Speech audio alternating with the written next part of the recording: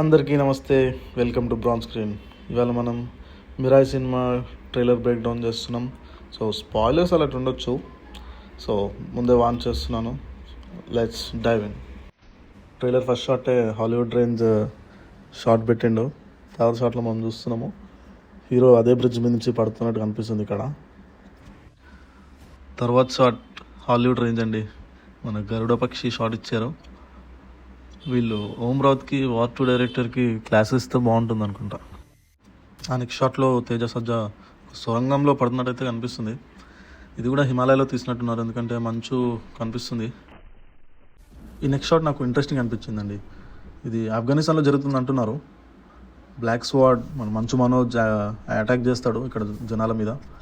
వాళ్ళ మనుషులు చూడొచ్చు, సాక్సోఫోన్ ఊదుతూ సౌండ్ వేవ్స్ తోటి అటాక్ చేస్తున్నాడు. ఇక్కడ వెనకాలే హౌస్ ఆఫ్ ట్యూన్స్ అని ఒక మ్యూజికల్ షాప్ కూడా కనిపిస్తుంది. ఇంట్రెస్టింగ్ అనిపించిందండి ఇదైతే. టకా టకా అని 2-3 షాట్లు సెకండ్స్లో వెళ్ళిపోతుంటాయి. చూడొచ్చు, మా మంచు మనోజ్ ఆకాశంలో మన బ్లాక్ స్వాడ్ రూపం చూపిస్తున్నాడు. అలాగే హీరో నీళ్ళలో కూడా పడిపోతుంటాడు. ఇది హిమాలయాలలో అనుకుంటున్నా, ఈ సొరంగంలో నుంచి ఈ వాటర్లో పడతాడు అనుకుంటున్నాం. తర్వాత తేజ సజ్జా ఒక ఫామ్ పెడతాడు. ఇలా పెట్టినప్పుడల్లా తనకి విజన్స్ వస్తాయి అనుకుంటా. మనం చూడొచ్చు, విజన్స్ వచ్చినప్పుడల్లా ఒక బ్లర్ కూడా వస్తుంది. ఆ బ్లర్ ఎందుకు వస్తుంది మళ్ళీ చెప్తాను నేను తర్వాత షాట్ మన మహాబీర్ లామా ద బ్లాక్ స్వాడ్ బ్యాక్ నుండి షాట్ ఉంది. బాగా తీసారండి షాట్. యాంగిల్స్, లైటింగ్స్ అన్నీ బాగా నచ్చాయి. ఆ తర్వాత షాట్లో వీళ్ళందరూ నర్వ్స్ మొత్తం బ్లాక్ అయిపోతాయి. జాంబీస్ లాగా మారుతున్నారా లేదంటే వాళ్ళని వశపరుచుకుంటున్నారా అర్థం కావట్లేదు. ఈమె హ్యాండ్ మీద మనము ఒక మార్క్ చూడొచ్చు, చంద్రుడు చుక్కలా కనిపిస్తుంది. అది మనం మళ్ళీ చూద్దాం ట్రైలర్లో తర్వాత. ఈ 3 షాట్స్ కాశీలోనివి. డిస్ట్రాయ్ చేసేసాడు మన బ్లాక్ స్వాడ్ అన్ని. ఇందాక చూసాం కదా, ఆకాశం అంతా కమ్మేసి చూపించారు మనోజ్ ఫేస్ ని. సేమ్ ఇదే షాట్ లో అనుకుంటా. Same back shot black squad ది. స్వాడ్ తయారు చేస్తున్నాడు చూడండి. అదే స్వాడ్ లో తన ఫేస్ చూసుకుంటాడు. తన ఫేస్ మీద నామాలు అలా కనిపిస్తున్నాయి. తర్వాత హీరోయిన్ ఇంట్రొడక్షన్, కాశీ షాట్స్ చూపిస్తారు. తను కాశీలోనే ఉంటుంది అనుకుంటా. మన హీరో కోసం హైదరాబాద్ వస్తుంది అనుకుంటా, ఎందుకంటే మన హీరో హైదరాబాద్ లోనే ఉంటాడు కదా. తేజ చేతులు కట్టేసినట్టుగా అనిపిస్తుంది ఇక్కడ. ఈ షాప్ యాంటిక్ షాప్ లేదంటే ఫస్ట్ కాపీ షాప్ లాగా అనిపిస్తుంది ఇక్కడ. మన హీరో జంప్ భలే చేస్తాడు, స్ప్రింగ్ యూజ్ చేసుకొని. ఆ స్ప్రింగ్ కూడా మిస్ చేయకుండా భలే చూపించాడు డైరెక్టర్ కార్తిక్ ఘట్టమనేని. మరి హీరో వాళ్ళ దగ్గర అప్పు చేస్తాడో లేదంటే దొంగతనం చేయడానికి వస్తాడో తెలీదు, ఎందుకంటే డైలాగ్ కొడతాడు కదా. అన్నీ అప్పే. ఈమె బ్లాక్ స్వాడ్ మనిషి అనుకుంటా. మనం టీజర్లో కూడా చూసినాం. ఈమెని తేజతోటి ఫైట్ చేస్తుంది.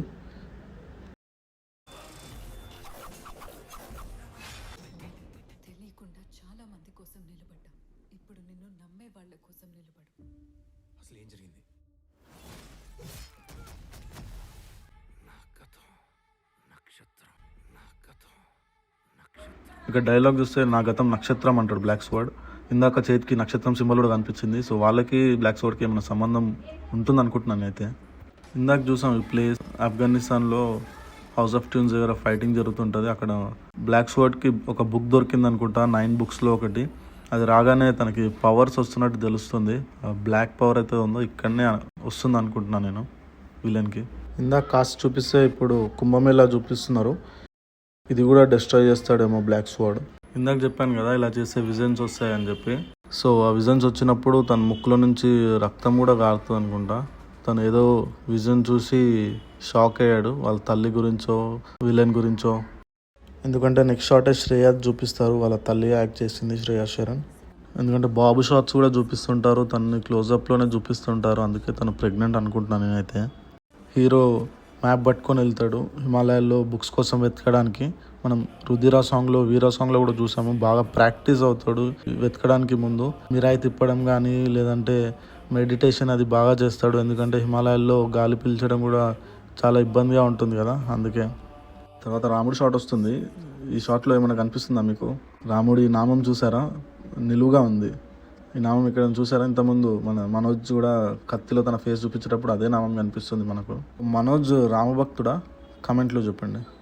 హీరో దగ్గర ఉన్న మిరాయికి అగ్ని పవర్, గాలి పవర్ ఉన్నట్టున్నాయి, ఎందుకంటే అదే గాలి యూజ్ చేసి ఇక్కడ గంటన్ వాయిస్ చూడండి. అలాగే వెనకాల నక్షత్రం సింబల్ కనిపిస్తుంది పైన కోట మీద. సో ఇక్కడే శ్రియా మనోజ్ని ట్రైన్ చేసింది అనుకుంటున్నా. ఎందుక తర్వాత చూద్దాం మనం. ఇక్కడ మిరాయిని గరుడ పక్షికి ఇస్తారు ఎవరో. ఆ చేతులు అందరూ రాముడివా లేదంటే హీరోవా అనుకుంటున్నారు. నేనైతే అశోకుడు అనుకుంటున్నాను. అశోకుడుగా నేనైతే రానా చేశాడు అనుకుంటున్నాను. ఎందుకంటే పొడవైన చేతులు, అలాగే టీజర్లో కూడా చూసాం మనము. వీరా సాంగ్, రుద్రా సాంగ్లో కూడా చూస్తే నాకైతే ఆ కట్అవుట్ రానాలానే అనిపిస్తుంది. మీరేమనుకుంటున్నారో కామెంట్లో చెప్పండి. డైరెక్టర్స్కి Teja eye shots, close up shots ఇష్టం అనుకుంటా. ఎందుకంటే సిమిలర్ షాట్ మనం హనుమాన్ మూవీలో కూడా చూస్తాము. ఈ షాట్లో వీళ్ళందరికీ లీడర్ జగపతి బాబు అనుకుంటా. ఎందుకంటే తర్వాత షాట్లో కనిపిస్తుంది, చూద్దాం మనం.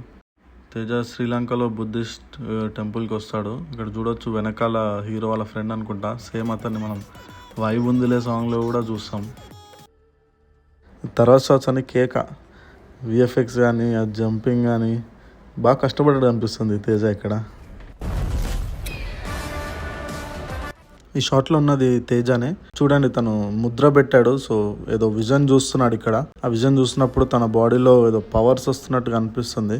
ఇక్కడ జస్ట్ విజనే చూస్తున్నాడా లేదంటే టైం ట్రావెల్ చేస్తున్నాడా తెలియట్లేదు. ఎందుకంటే ఈ మూవీ టైం ట్రావెల్ మీద కూడా ఆధారపడిందని అనుకుంటున్నాను నేనైతే. ఇక్కడ మన తేజ పిల్లలతో ఫైట్ చేస్తుంటాడు. వాళ్ళ దగ్గర రకరకాల వెపన్స్ ఉంటాయి, డిఫరెంట్గా. మరి ఎందుకు ఉన్నాయో అర్థం కావట్లేదు. మీకు ఏమైనా తెలిస్తే కామెంట్లో చెప్పండి. ఇక్కడ మళ్ళీ ఫైట్ చేసేది వేరే వాళ్ళు చూడండి. పిల్లలు కాదు, వీళ్ళు పెద్దవాళ్ళ ఉన్నారు. ఈ షాట్ మిరాయి కోసం వెతుకుతున్నప్పుడే అనుకుంటా, హిమాలయాల్లో.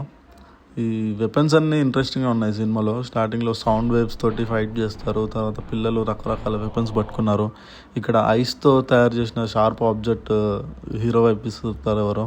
విలన్ మనుషులు అయి ఉంటారు. శ్రేయాకు కూడా పవర్స్ ఉంటాయి అనుకుంటా ఈ మూవీలో. ఎందుకంటే బ్లాక్ స్వార్డ్ తనని అటాక్ చేసినప్పుడు తన చుట్టూ వలయంలా క్రియేట్ చేసుకుంది ఫైర్ తోటి. అది కూడా ఇంట్రెస్టింగ్ ఏంటంటే వెనకాల వీళ్ళని చూసారు కదా, స్టార్టింగ్లో వాళ్ళ హ్యాండ్స్ అన్ని నర్వ్స్ బ్లాక్ అయిపోతాయి కదా, సేమ్ వాళ్ళే అనుకుంటా వీళ్ళు. సేమ్ షాట్ అనుకుంటా.